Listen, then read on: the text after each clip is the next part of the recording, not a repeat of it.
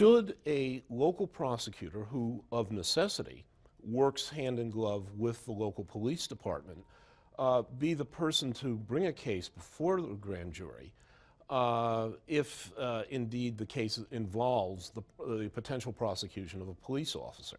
Or should there be an independent prosecutor who can look at the case and is not necessarily beholden to the particular police department? The announcement from the Ferguson grand jury had barely finished echoing when the call came out to get the federal government involved and seek out charges of civil rights violations. Same thing in the Eric Garner death on Staten Island. But what exactly does that mean, and what specifically needs to be proved to bring any such charge? Then, let's bring the police into this as well. Part of what we spin to next as we welcome into MidPoint from the law firm of Brown and Bella in South Florida, where he works in both the Southern and Northern District of the U.S. Federal Courts. Andell Brown joins us today. Andell, thank you so much for being here. Thanks for having me. It's always a pleasure. Let us look specifically at what we just heard of and work off that. Are we reaching a point in our society now where in order to make sure that things get done, not just legally, but morally, correctly for society, that every time a police officer is involved, we are going to have a special prosecutor when a grand jury convenes? I don't believe it has to be done in every single case because every case is different. But I think especially in cases like this, for the benefit of transparency, for the benefit of making sure the public of the state, including the police department, are held accountable, an independent prosecutor would be the best because as you stated at the introduction, they work hand in glove with this very same police department in order to make or break their cases. It's hard to imagine that they're going to give them the same rigor in their cross-examination or examination that they would another individual that they're investigating for a crime. But does that not tell us then that we cannot trust the prosecutors who normally would undertake something like this, that we are going to then believe that in many cases they are corrupted to the point of doing what the cops want them to do? That's a dangerous thing. That's a dangerous bridge to cross. That's not what's being said. I believe even the good books says shun even the appearance of evil.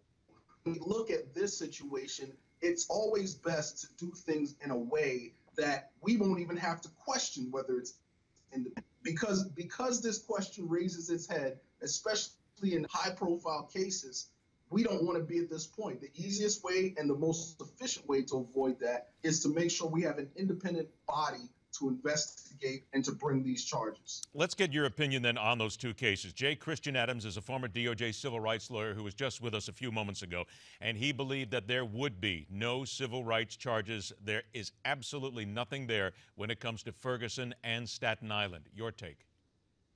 Well, when it comes to Ferguson and the case involving Michael Brown and Darren Wilson, I don't know that there will be a civil rights violation found, or the investigation will reveal the legal standard for that, because it's really hard to tell in that situation. Do we have an officer who's overreacting to a potential threat, or is it a civil rights violation?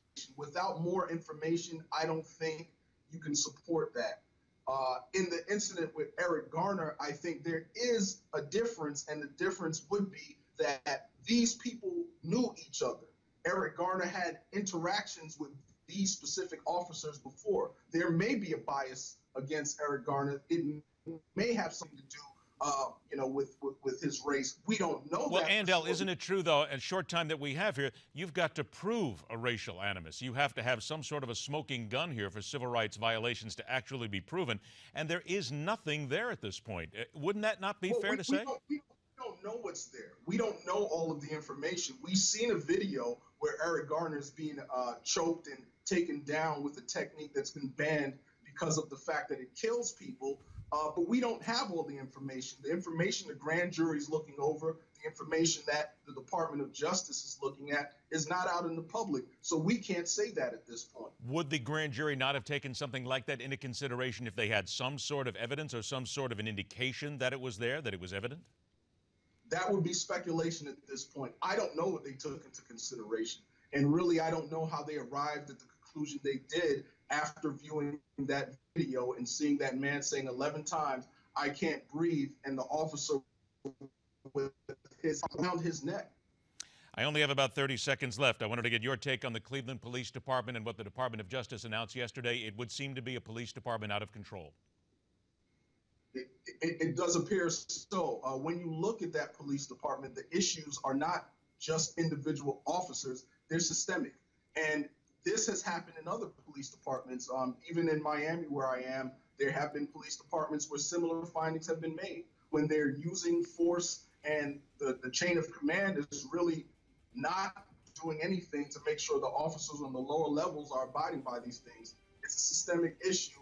And if we don't hold our police departments accountable and our government accountable and keep them honest, then we're going to have more of this. And we're going to have to end it there. Andell Brown, thank you so much. MidPoint continues.